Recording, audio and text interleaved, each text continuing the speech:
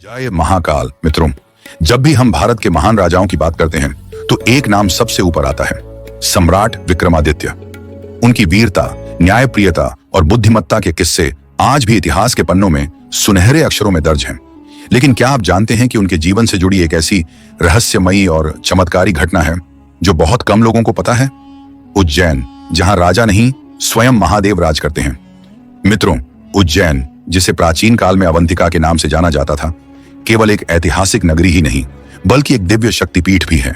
कहा जाता है कि यहाँ का राजा कोई भी हो, लेकिन वास्तविक शासन भगवान महाकाल का ही होता है। राजा विक्रमादित्य ने इसी पवित्र भूमि से अपनी अमर गाथा रची थी। वे न केवल एक पराक्रमी योद्धा थे बल्कि महादेव और देवी शक्तियों के परम भक्त भी थे। उन्होंने अपनी प्रजा के लिए अनेकों बलिदान दिए। लेकिन आज हम आपको एक ऐसी घटना सुनाने जा रहे हैं जो विक्रमादित्य की भक्ति और त्याग की सबसे अद्भुत कहानी है। तो तैयार हो जाइए, क्योंकि आज हम आपको सुनाने जा रहे हैं राजा विक्रमादित्य के अंतिम बलिदान की रहस्यमयी कथा जो आपको चौंका कर रख देगी। नमस्कार मित्रों, आज हम आपको सुनाने जा रहे हैं एक ऐसी कथा जो बहुत कम लोग जानते हैं। विक्रमादित्य का नाम सुनते ही वीरता और न्याय की छवि हमारे मन में उभरती है। लेकिन क्या आप जानते हैं कि इस महान राजा ने एक ऐसा दिव्य बलिदान दिया था जिसे सुनकर आज भी लोग आश्चर्यचकित रह जाते हैं? तो आइए जानते हैं इस अद्भुत कथा को विस्तार से। उज्जैन का दिव्य रहस्य। मित्रों, उज्जैन, जिसे प्राचीन काल में अवंतिका कहा जाता था, केवल एक नगर ही नहीं बल्कि एक दिव्य शक्तिपीठ भी है। कहा जाता है कि इस भूमि पर कोई भी राजा तभी तक शासन कर सकता है जब तक उसकी न्यायप्रियता और धर्मनिष्ठा राजा विक्रमादित्य के समान हो। यही कारण है कि उनके बाद उज्जैन का एकमात्र राजा स्वयं महाकाल को माना जाता है। राजा विक्रमादित्य अपने न्याय और धर्मपरायणता के लिए प्रसिद्ध थे। वे स्वयं नगर भ्रमण कर यह देखते थे कि किसी पर अन्याय न हो। उनकी भक्ति और पराक्रम की चर्चा हर ओर थी, लेकिन उनके जीवन में एक ऐसा रहस्यमयी प्रसंग घटा जिसे बहुत कम लोग जानते हैं। माधव और कमल का प्रेम, एक युद्ध की चिंगारी। पुरातन समय में डोंगरगढ़, जिसे कामाख्या नगरी भी कहा जाता था, वहां के राजा वीर सिंह ने देवी दुर्गा और महादेव की घोर तपस्या कर एक पुत्र प्राप्त किया जिसका नाम मदन सेन था। राजा वीर सिंह के बाद मदन सेन राजा बने और उनके पुत्र कमल सेन ने राजगद्दी संभाली। कमल सेन के दरबार में एक कुशल गायक माधव था जिसे दरबार की नृत्यांगना कमल से प्रेम हो गया। जब यह बात राजा को पता चली तो उन्होंने माधव को राज्य से निष्कासित कर दिया। दुखी और अपमानित माधव उज्जैन पहुंचा और विक्रमादित्य से न्याय की गुहार लगाई। राजा विक्रमादित्य को यह सुनकर क्रोध आया। उन्होंने तुरंत सेना लेकर कामाख्या नगरी पर आक्रमण कर दिया। भयंकर युद्ध हुआ और अंततः राजा विक्रमादित्य की विजय हुई। किंतु इस युद्ध के बाद कामाख्या नगरी पूरी तरह नष्ट हो गई और वहां केवल एक मंदिर और कुछ पहाड़ियां बची। एक परीक्षा जिसने विक्रमादित्य को हिला दिया। युद्ध समाप्त होने के बाद राजा विक्रमादित्य ने माधव और कमल की परीक्षा लेने की सोची। उन्होंने यह अफवाह फैला दी कि युद्ध में माधव मारा गया।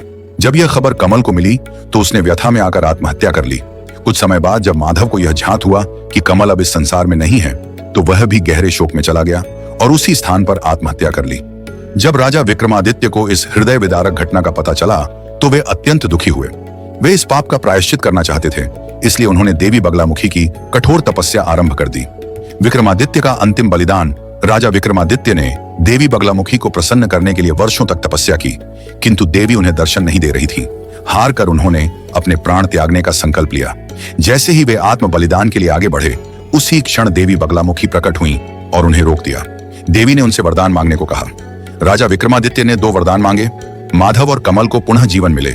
देवी बगलामुखी सदैव कामाख्या नगरी में निवास करें। देवी ने दोनों वरदान स्वीकार कर लिए। माधव और कमल को पुनः जीवन मिला और देवी बगलामुखी आज भी वहां विद्यमान है।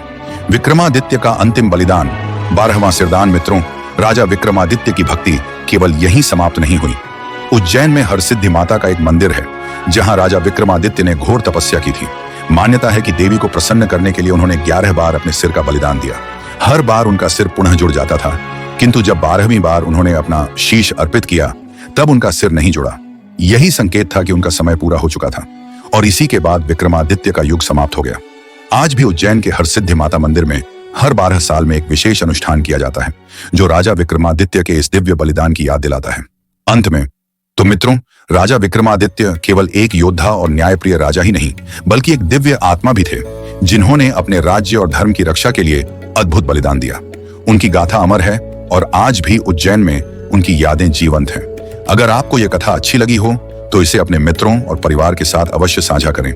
ऐसी ही रोचक और ऐतिहासिक कहानियों के लिए जुड़े रहें क्रिएटर गुरु के साथ। वीडियो को लाइक करें, शेयर करें और हमारे चैनल को सब्सक्राइब करें।